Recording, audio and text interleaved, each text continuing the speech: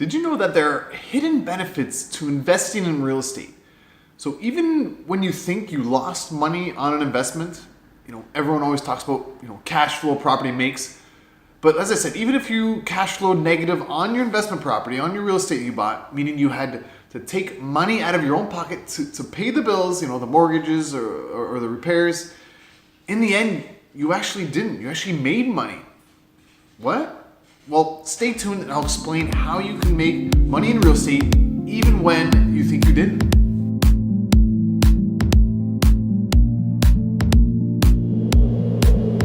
Hey, Tyler Soulliere here, 2015 Crew Magazine Investor of the Year Award winner and founder of TySoull Educator, a company that teaches people how to invest in real estate. And with investing in real estate, I'm here to talk to you about hidden benefits, where we are actually making money even when we think we didn't. So yeah, I know that sounds confusing, but I'm a numbers guy and this excites me. So let me explain using an example.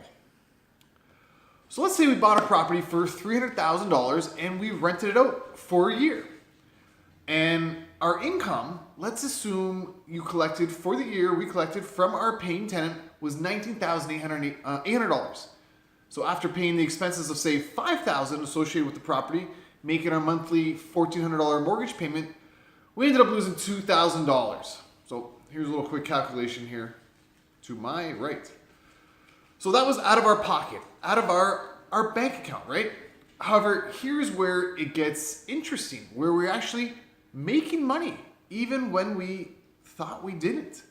And this is because of hidden benefits that people don't really realize, that in the end actually put more money in your pocket each year by investing in real estate. Yes, even when we thought we lost $2,000.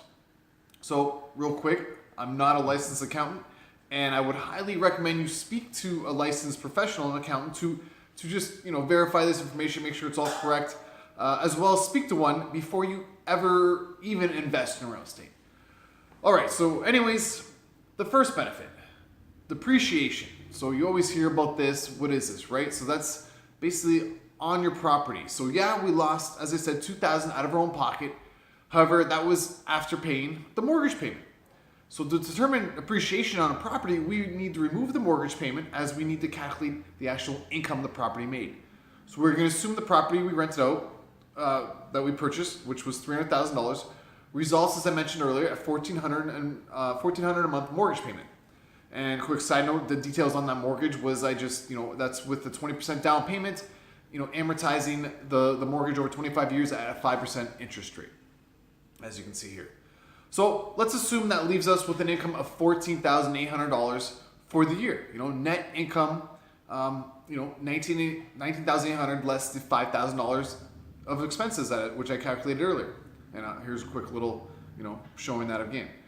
Now, if we purchase the $300,000 home, we're going to assume the land is worth $100,000 and the building is worth $200,000, because when you're calculating depreciation, you need to separate these out, but you also need to include the fees when you purchase a property.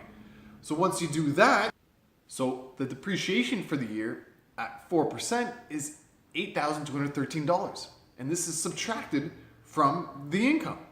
So how did I get that? Well, here's the breakdown. So first, in Canada, depending on the class the property will determine how much money you can deduct.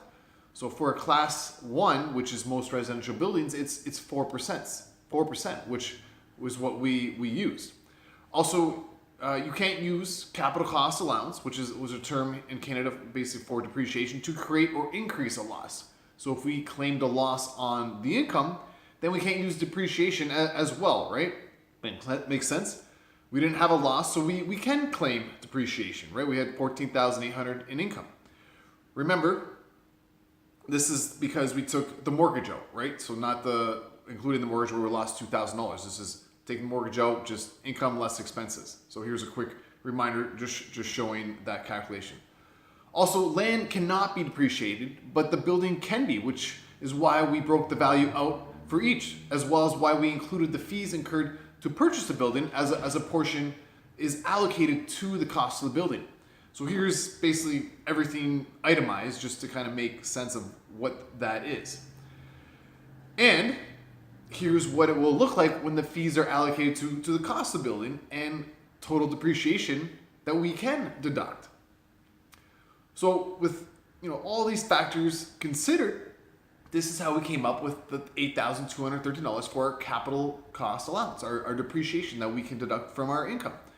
So as you can see, where originally we would have had to pay taxes on $15,800 in our income, $14,800, with depreciation we only pay taxes on approximately $6,500 in income. So if we take our new income and add it to, say, our salary income for the year, here is what you get. So I've done a quick side-by-side to show you the difference if you didn't own real estate and just took home an annual salary of, say, $100,000 and had a 40% tax rate, and I put it next to with owning real estate. So you're probably thinking, looking at this, okay, oh great, I have to pay almost $4,000 more in taxes when I already paid $2,000 out of my own pocket. Forget that, right? I'm not owning real estate, but not so fast, because we can further reduce our rental income by deducting the interest, the interest on the mortgage. And in Canada, this can only be done on investment properties, not personal homes, as well as, you can deduct the interest on any loans, such as a home equity line of credit or just a line of credit, which we're going to assume we used for the down payment of this property. So let's say then over the year you had $15,000 in interest payments for that towards your income producing investment property. So we had $1,000 interest on the mortgage, and then there was $250 interest on the home equity line of credit per month, which equals $15,000. And here's a quick breakdown. So right now, even though you think you lost $2,000 out of your own pocket, and you're thinking you have to pay another $4,000 in taxes due to the income the property made, after now being able to deduct the interest on the mortgage and your home equity line of credit, it's going to reduce the income taxes you paid by $6,000. Look at those numbers.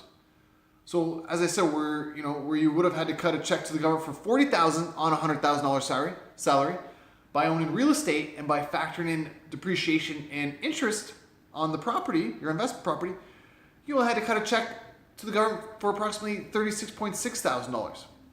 Here's a quick breakdown here. That's a $3,365 savings, right? Less money out of your own pocket, especially when you don't have to give it to the government.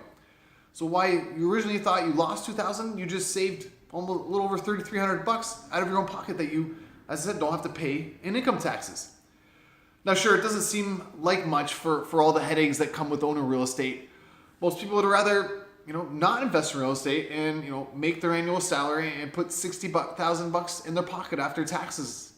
Right? Who cares about an extra $1,300? Well, you should, because once we factor in the equity, I can't even say that, we built up in the property, the money you made when you think you didn't, it skyrockets. So first factor, the mortgage pay down. By using someone else's money, your renters, to pay down the mortgage on your investment property, your loan.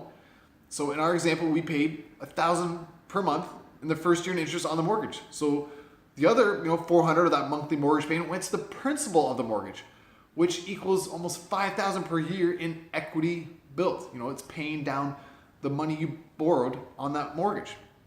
The other factor is the appreciation on the property. So let's assume the average appreciation for the area you invested in was 5% on a $300,000 home. That's $15,000. So we just built up $20,000 in equity through mortgage pay down and appreciation in just 1 year. So you might have thought you lost $2,000 out of your pocket, pissed, but really with the tax write-offs for interest, which we incurred because we leveraged a home equity line of credit for the down payment and leveraged a bank mortgage for the balance of the purchase price. So none of your own money, along with factoring in the depreciation the building incurred, which lowers the actual income you made, and the equity we built through paying down the mortgage and appreciation, we actually made over $20,000. So even if we made no appreciation, there was no appreciation on the property this year, it's still $8,000 that you made. Plus, by utilizing debt, it allows you to avoid tax consequences if you were to sell, say, investments to produce cash to buy, an investment property. So this way, you can keep your money invested to grow and collect dividends and interest over the past year. So this begs the question, why aren't you investing in real estate. You literally can grow your net worth by over 20 grand each year on just a $300,000 property, and do it by leveraging other people's money, leveraging the bank's money. So what are you waiting for? So I hope you have found this video useful, and I want to thank you for your time. Please subscribe to my YouTube channel, share this video with a friend, with anybody, and hit the like button.